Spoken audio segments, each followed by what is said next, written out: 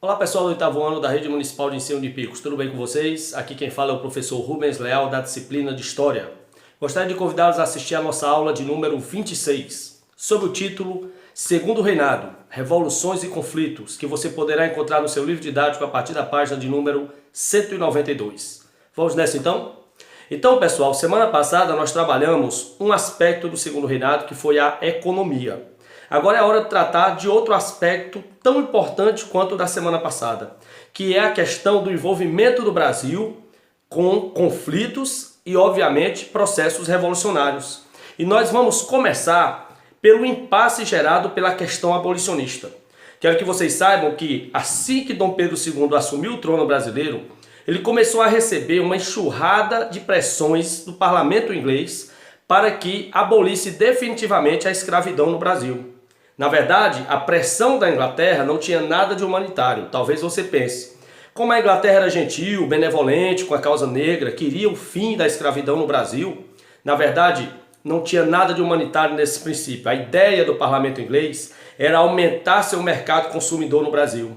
E para isso, a escravidão tinha que ser extinta, já que o escravo ele não era assalariado e, portanto, ele não tinha acesso aos produtos ingleses. Se eu não recebo salário pelo meu trabalho, eu não tenho como comprar. Então o escravo, ele não era um mercado consumidor em potencial. E a Inglaterra queria forçar o fim da escravidão justamente para que o escravo pudesse ser assalariado e pudesse sim, com seu salário, comprar os produtos ingleses, e a Inglaterra aumentaria suas vendas consequentemente ao Brasil.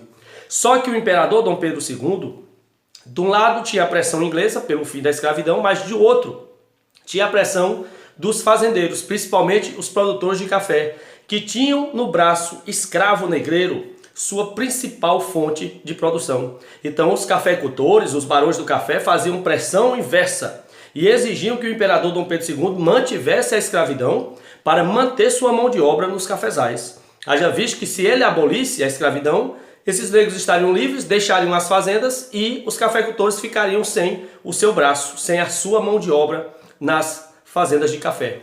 Então, o que é que o imperador fez? Perceba que ele estava entre a cruz e a espada. De um lado as pressões inglesas para ele abolir a escravidão, do outro lado a pressão dos fazendeiros produtores de café para ele manter a escravidão. O que acontece é que ele protelou, ele tomou a medida mais sábia do campo político. Ele nem aboliu, mas foi criando leis protelativas. Professor, o que é protelar? Empurrar com a barriga, né? Dar um jeitinho. Então ele foi criando leis que foram afrouxando a escravidão, mas sem aboli-la definitivamente. E aqui eu gostaria de citar algumas dessas leis. Na verdade, a primeira nem foi Dom Pedro II que criou. Foi a própria Inglaterra. O parlamento inglês estabeleceu em 1845 o Bill Aberdeen. Por essa lei, a marinha inglesa estava autorizada a apreender qualquer navio negreiro com destino ao Brasil. Então a marinha inglesa passou a ficar de prontidão no Oceano Atlântico. Todos os navios suspeitos em direção ao Brasil eram interceptados por navios da marinha inglesa e eles subiam a bordo para ver qual era o teor da carga. Se tratasse de carga de negros africanos, essa carga era devolvida para o continente africano. Ela era interceptada, ela não chegaria ao Brasil.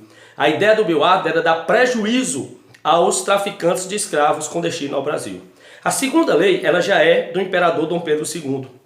Eu até tratei dela na aula passada. A Lei Eusébio de Queiroz de 1850, extinguindo o tráfico negreiro definitivo para o Brasil. Mas eu disse semana passada que não é a abolição da escravidão. Não é que o negro estivesse livre. A Lei Eusébio de Queiroz extinguiu o tráfico negreiro, ou seja, a partir de então, não se poderia mais trazer negros africanos como escravos para o Brasil. Só que os que já estavam em território brasileiro continuavam escravos. Então veja que está extinto o tráfico negreiro, mas não está extinta a escravidão no Brasil com a Lei Eusébio de Queiroz. Outra lei protelativa foi em 1871, a Lei do Ventre Livre. Dom Pedro II tornou livre todos os filhos de escravos nascidos a partir dessa data. O que não tinha muita eficácia, haja vista que a criança nascia nas fazendas, filhos de escravos, ela estava livre, mas os pais continuavam escravizados. Então não tinha como o pai se desvincular da criança, mandar ela embora da fazenda porque ela estava livre, sendo que os pais continuariam ali como escravos. Então era uma lei sem eficácia. Como era uma lei também sem eficácia, a lei do sexagenário de 1885, que tornava livre todos os escravos com mais de 60 anos de idade. Só tinha um problema. Com o tipo de trabalho que o escravo executava, com a forma como ele era submetido, quase nenhum escravo chegava aos 60 anos. Então, era uma lei que não tinha abrangência. E o escravo que chegava aos 60 anos, que ganhava a liberdade, na verdade era imprestável. Ele já estava inútil, ele não servia mais para o trabalho porque já teve uma vida muito sofrida. Então a lei do sexagenário também não teve muita eficácia. E por fim, em 13 de maio de 1888, a princesa Isabel aboliu a escravidão com a Lei Áurea. Muito aluno me pergunta o seguinte: professor, por que foi a princesa Isabel e não o imperador Dom Pedro II, seu pai, que aboliu a escravidão, se ele é que era o rei? Nessa época, pessoal, Dom Pedro tinha problemas de saúde e precisava se retirar do Brasil e se ausentar algumas vezes para ir à Europa. Ele fazia tratamento de saúde em Paris. E sempre que ele ia, por não ter filhos homens, geralmente quem assumia era sua filha mais velha, a princesa Isabel. E foi numa dessas saídas de Dom Pedro para a Europa que ela assinou a Lei Áurea em 13 de maio de 1888. É bom também tratar desse período da campanha platina. O período na década de 50, início da década de 1850, mais precisamente em 1851 e 1852, que Duque de Caxias, a mando de Dom Pedro II, invadiu e derrubou dois presidentes vizinhos. Uribe, presidente do Uruguai, e Juan Manuel Rosas, presidente da Argentina. Foram derrubados no início da década de 1850 porque planejavam se unir para competir com o Brasil e não interessava ao Brasil que o Uruguai e a Argentina se unissem num único país porque seria um concorrente à altura. Então, antes que eles se unissem, antes que esse projeto fosse adiante, Dom Pedro II enviou o Duque de Caxias, que derrubou os dois presidentes antes que eles colocassem essa ideia de unificar em prática. É bom lembrar também que existiu a questão Christie. A questão Christie foi na década de 1860, entre 1862 e 1865, um problema diplomático que o Brasil teve com a Inglaterra. Brasil e Inglaterra passaram 3 anos sem nenhum tipo de relações comerciais ou diplomáticas por conta de alguns eventos, algumas picuinhas que aconteceram envolvendo navios ingleses aqui no Brasil. Um teve seu carregamento furtado e outro problema foi a Marinha Inglesa, que terminou tendo alguns oficiais no Rio de Janeiro sendo presos pela polícia.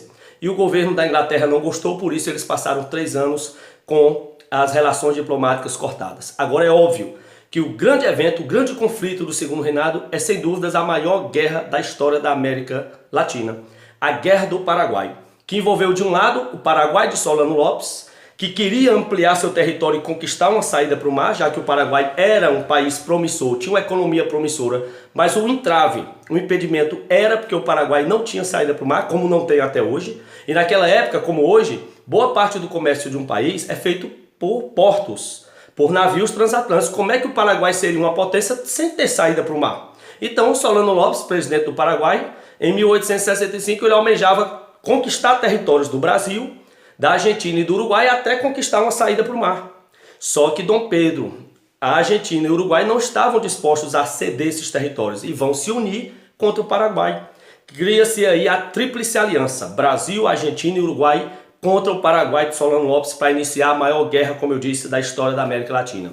O que mais eles disputavam além do território? A questão da própria navegação na Bacia Platina, que envolvia rios importantes como o Rio Paraná, o Rio Paraguai, o Rio Uruguai, o Rio da Prata. Disputavam também a hegemonia na América do Sul, quem era o grande líder da América do Sul. Disputavam terras férteis, pastagens na região da Bacia do Rio da Prata. Tudo isso foi motivador da Guerra do Paraguai. Lembrando que, no transcorrer da guerra, exército argentino e exército uruguaio abandonaram o conflito e ficou apenas o exército brasileiro até o fim.